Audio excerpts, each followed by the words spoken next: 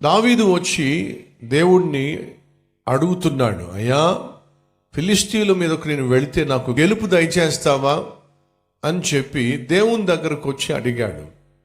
సహోదరి సహోదరులు దయచేసి గమనించండి, మనం ఏ పని చేసినా సరే అంతిమముగా గెలవాలి అని ఆశపడతాం, లేదా ప్రతిఫలం చూడాలని ఆశపడతాం.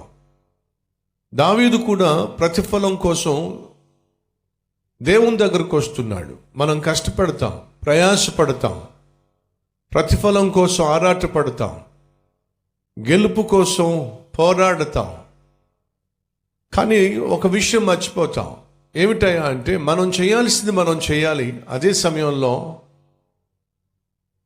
చివరికి మనం దేవునికి అప్పగించాలి.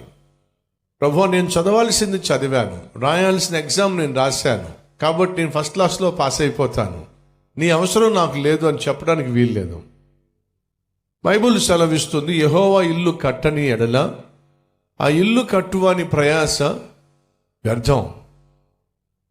యెహోవా కాపు కాయని ఎడల కాపు కాసేవాడు మెలకువగా ఉండడం కూడా వ్యర్థం.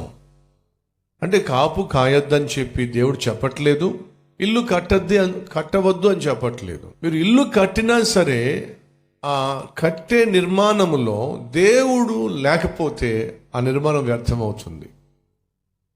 ఇంటిని కాపు కాయడానికి మెలకువగా ఉండాల్సిన బాధ్యత మనకుంది. మనం మెలకువగా ఉన్నప్పటికీ దేవుడు కాపు కాయకపోతే మనం మెలకువగా ఉండడం కూడా వ్యర్థమే.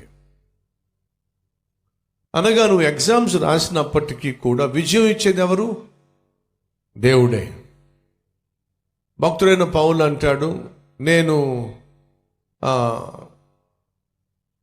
విత్తనం విత్తుతున్నాను, మరొకడేమో నీళ్లు పోస్తున్నాడు, కానీ ఫలం ఇచ్చేది ఎవరు?